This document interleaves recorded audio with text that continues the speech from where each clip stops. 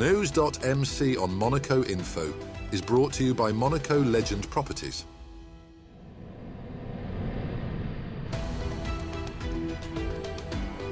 Bringing you news on Monaco's economy, culture, sports and more. Welcome to NEWS.MC, your English rendezvous on Monaco Info. Coming up on NEWS.MC, discover past week's top stories and meet the people who make Monaco. My name is Robert Agostinelli. I'm the co-founder of Rhone Capital, and you are watching NEWS.MC on Monaco Info. What's been making headline in the past week? The 26th edition of No Finish Line was honoured at a ceremony on January the 14th at the Rainier III Auditorium, attended by Christophe Robino, Minister of Social Affairs and Health. Organised by Children and Future, the event saw 14,440 participants cover 375,245 kilometres, each kilometre translating into €1 for children in need. 20 new projects will be supported thanks to this effort. Awards were given to schools, companies and individuals recognising strong participation and community spirit. The next edition runs from the 14th to the 22nd of November 2026. Minister of State Christophe Mirmand, joined by members of the government, presented Monaco's priorities for 2026 during a New Year address to the press on January the 16th. Several major projects will shape public action in the year ahead, including the transformation of the Fontvieille shopping centre and the renovation of the waste sorting and energy recovery facilities aimed at boosting daily life and long-term environmental performance. He also confirmed plans to reorganise Monaco's public audio-visual services to improve quality, reach and coherence. On the international front, Monaco will assume the presidency of the Committee of Ministers of the Council of Europe from May to November, placing the Principality at the centre of key discussions on democracy, human rights and the rule of law. The year will also be marked by major events, including the Grand Départ of the 2026 Vuelta a España in August, further enhancing Monaco's global visibility.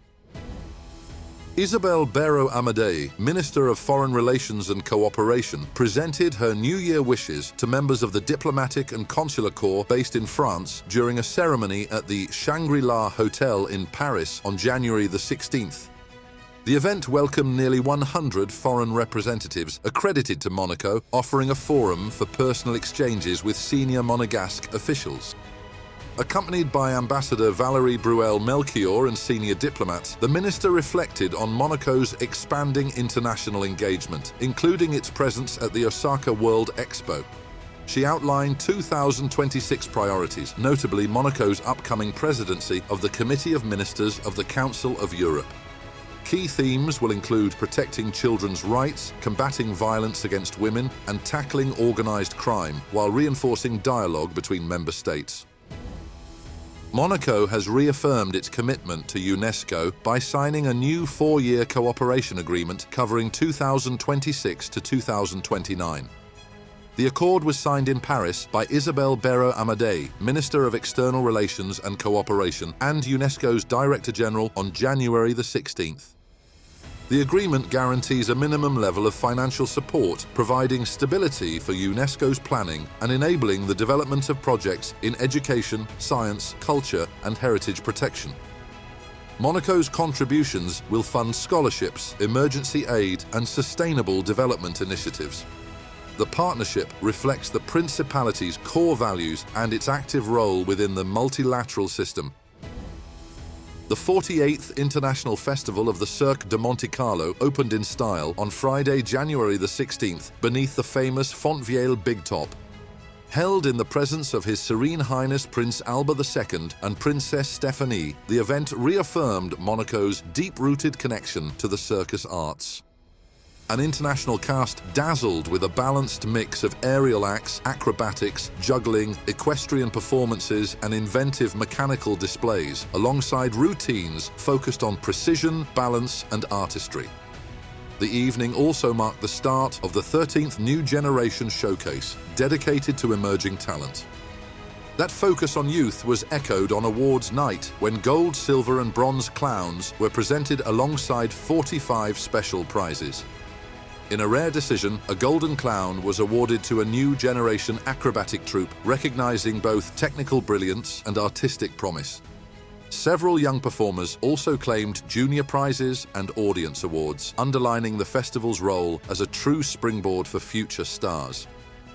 Running until January the 25th, the festival continues to blend tradition and innovation on the global stage.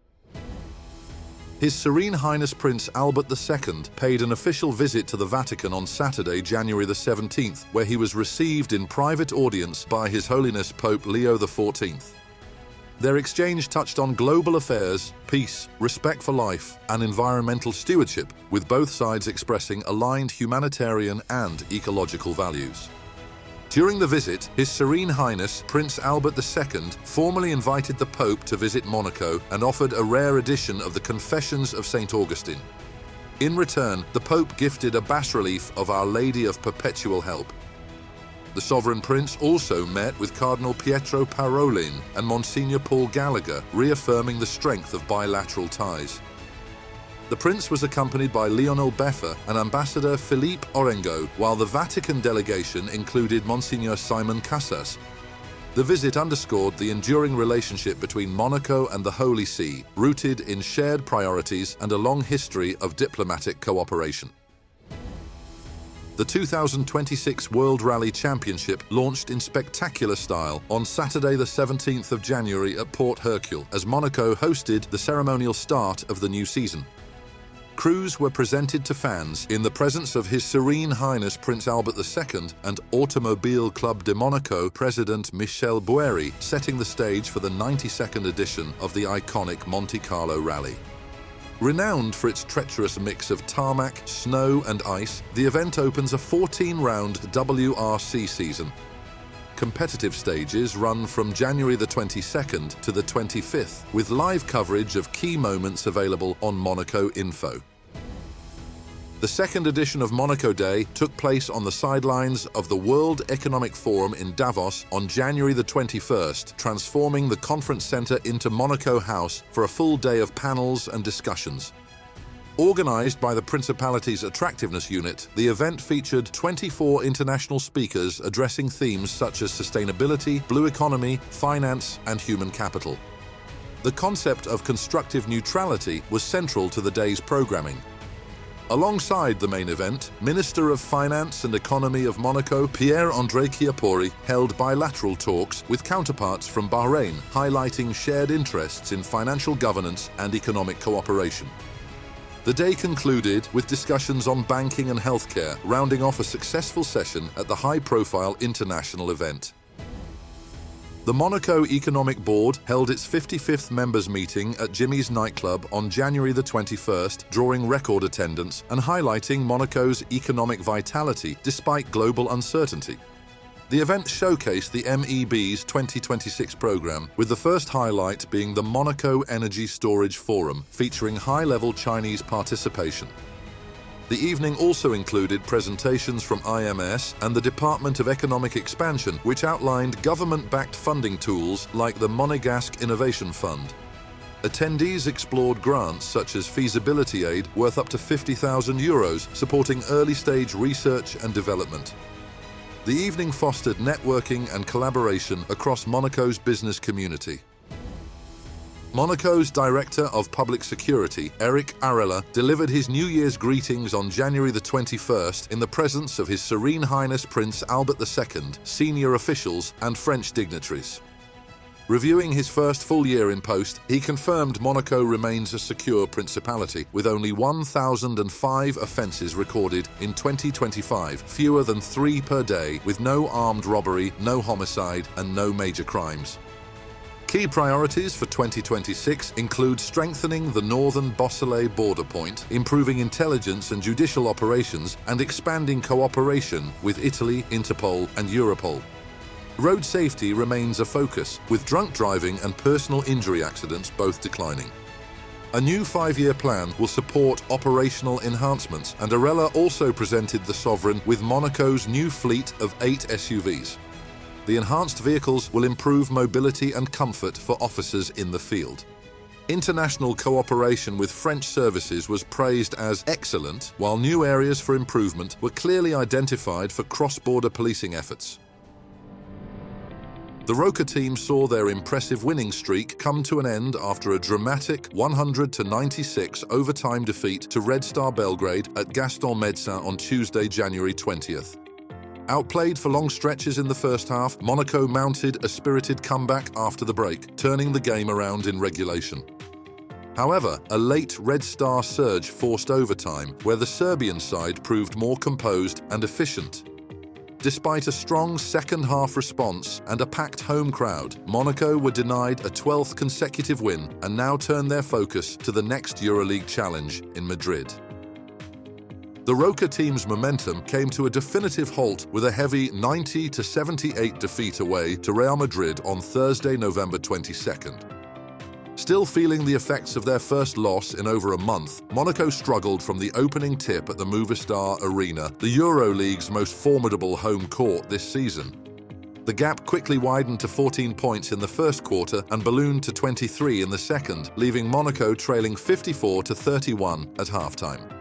Head coach Vasilis Spanoulis later described the first half as perhaps the worst period of our season, as the end of an 11-game winning streak was confirmed in emphatic fashion. Next up, our exclusive interview with the personalities making the Principality. My name is Robert Agostinelli. I'm the co-founder of Rhone Capital. I spent a good portion of my life between Rochester and New York City. I went to Catholic education. I went to a high school called Sacred Heart Cathedral, which was quite famous in that part of the world. When I would get up in the morning, growing up in a very middle-class family, I got on my bike. And as an American, I knew when I got on my bike, I looked at the sunrise and the sunset, and I knew there was nothing that could stop me. America was the American, I lived the American dream. You could do whatever you wanted to do as long as you worked hard, kept your nose clean, and stayed focused straight. And I've always done that. I read an article about Andre Mayer, the financier, the financial genius at Lazard, on my way to Columbia, where I was going to school. I was walking across to pick up a taxi in Upper Manhattan. I looked at that article, an institutional investor, and I said, that's who I want to be. I was the founder of Goldman Sachs' international business, and I was ultimately recruited by Michel David-Vey at Lazard to join as a partner 5 years later. He made me a partner. I was the youngest partner ever at the time, and I had 10 years there, and I did that. But I realized even then, you graduate from the merger and acquisition advisory business, and you become an adult, and you become a real entrepreneur. And in the middle of my career, my partner and I shocked everybody, and we started Rhone Group, Rhone Capital, and we were bankers. So we were known for, we were both at Goldman, we were both at Lazard, and suddenly we were on our own. So we had no name. We didn't think the name Agostinelli Langman sounded very inviting, so we called it Rhone, R-H-O-N-E. Why Rhone? Because it was short, sweet, and it didn't offend anyone in Europe. We just looked around Charlemagne's Holy Roman Empire and said, what could we call it that would be reflective of European culture, not offend anybody, and also have some sense of secrecy. We also needed a name that Americans could pronounce, because Americans don't want something awkward. So if you're in Omaha, Nebraska, you can use Rhone even if they get it wrong. What we did when we started the firm was simply emulate that concept that we would look for family companies and industrial companies that had a transatlantic feature, and or it's expanded now to Asia, Northeast Asia in particular. We've done many, many transactions with entrepreneur founders and industrial families. If you look at the horizon of business, there's two things that stand out. One is that despite having 350 to 400 million people, Europe is stagnant. It's frankly been stagnant my entire career because of the sclerosis of the European Union, which I hope that institution fails because it deserves to fail. It's failed, at least by my count, 3 generations of young people. That's why they previously went to England before they blew up. They would go to the United States, they would go to Asia, they're now going to the Gulf. Technologically, there's an enormous revolution that we all talk about, and I believe very much in it, which is AI. There's a lot of dangers with artificial intelligence, but there's enormous growth that's going to come from it. And it's going to make a lot of dislocation because it's going to take jobs, and people are going to have to reorient themselves. But the growth that should bring and the betterment it should bring, I think has not yet been calculated. When you buy something in the normal economy, the historic economy, today you have to have AI knowledge and capacity, which is growing by the moment and mutating by the moment.